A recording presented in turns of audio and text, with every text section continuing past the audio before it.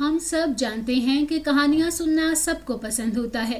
اگر آپ کو بھی کہانیاں سننا پسند ہے تو ہمارے چینل کو سبسکرائب کریں اور بیل نوٹیفیکیشن کو بھی آن کر دیں تاکہ ہماری مزیدار کہانیاں آپ کو بر وقت ملتی رہیں۔ تو چلیے شروع کرتے ہیں آج کی کہانی۔ ایک دفعہ کا ذکر ہے، ایک چھوٹا سا لڑکا تھا جس کا نام جمال تھا۔ وہ اپنی غریب ماں کے ساتھ رہا کرتا تھا۔ اس کی ماں کپڑے سی کر تھوڑے بہت پیسے کماتی تھی۔ جمال سبزیوں کے باغ کی رکھوالی کرتا تھا اور ایک گائے کی دیکھ بھال بھی کرتا تھا۔ اس بار بہت سخت سردی پڑنے کی وجہ سے باغ میں کوئی سبزی ہی نہ اگ سکی۔ اب یہ ماں بیٹے پر بہت سخت دن گزر رہے تھے اور دونوں سخت پریشان تھے۔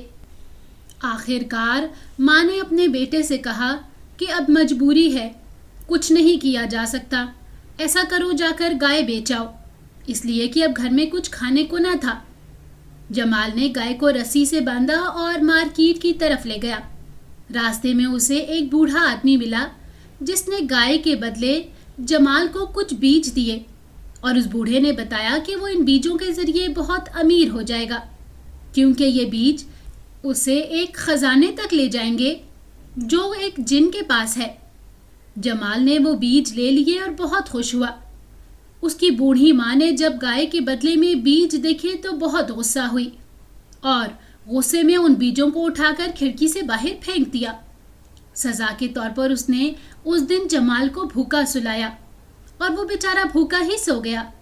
اگلے دن جب وہ جاگا تو کھڑکی سے باہر اس نے ایک ایسا منظر دیکھا جو بہت حیرت ناک تھا۔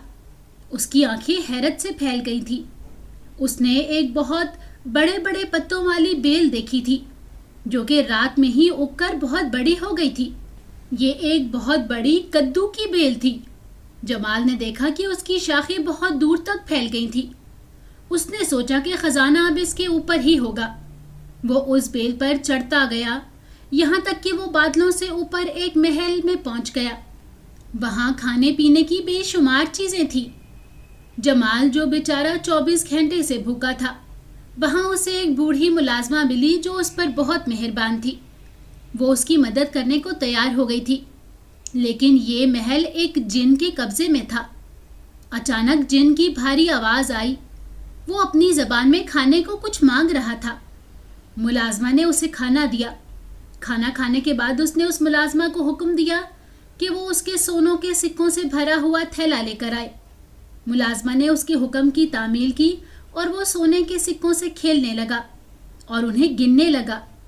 کھیلتے کھیلتے وہ تھک گیا اور اسے نیند آنے لگی اور وہ وہیں کھانے کی میز پر ہی سو گیا۔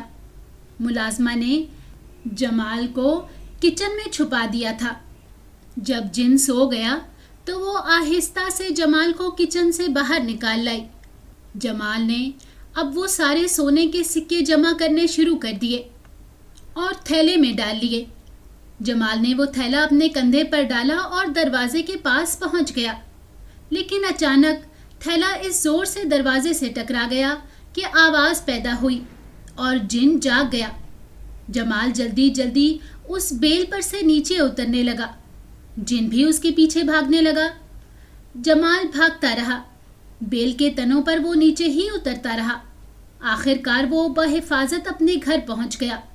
اسی اثنا میں جن جو اس کے پیچھے بھاگتا چلا آ رہا تھا، اس کے بھاری قدموں کی وجہ سے بیل کی نازک شاخیں ٹوٹ گئیں اور وہ جن زمین پر گرتا چلا گیا اور آخر کار زمین پر گر کر مر گیا۔ جمال بحفاظت اپنے گھر پہنچ گیا تھا۔ اس نے اپنی ماں کو سارا قصہ سنایا اور وہ سونے کے سکے بھی دکھائے۔ اس کی ماں سب کچھ سن کر بہت خوش ہوئی۔ اب وہ ہر چیز خرید سکتے تھے جو وہ چاہتے تھے۔ ان سکوں کی وجہ سے انہوں نے ایک بہت بڑا گھر بنایا اور جمال اپنی ماں کو لے کر اس گھر میں چلا گیا۔ باقی کے پیسوں کا جمال نے کاروبار شروع کر لیا اور اسے بہت منافع ہوا۔ اب جمال دن بدن امیر ہوتا چلا جا رہا تھا، لیکن وہ اپنی ماں کی بہت خدمت کرتا تھا جو کہ اب بہت بوڑھی ہو چکی تھی۔